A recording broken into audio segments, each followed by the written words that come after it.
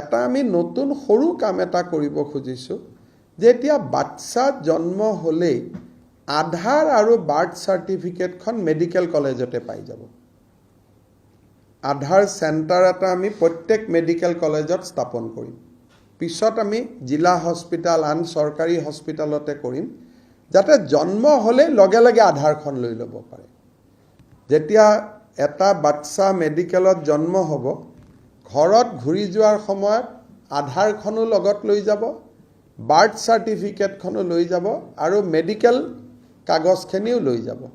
তেতিয়া আমাৰ আধাৰৰ কাৰণে পিছত আৰু বাচ্চাটো ডাঙৰ হৈ ক'ৰবাত লাইন পাতি থাকিব নালাগে। জন্মৰ সময়তে বয়স 3 দিন আধাৰ লগে লগে হৈ গ'ল, বয়স 2 দিন আধাৰ লগে লগে হৈ গ'ল। এই পাইলট প্ৰজেক্টটো আমি বৰ্তমান 13খন মেডিকেল কলেজত আৰম্ভ কৰিব খুজিছোঁ।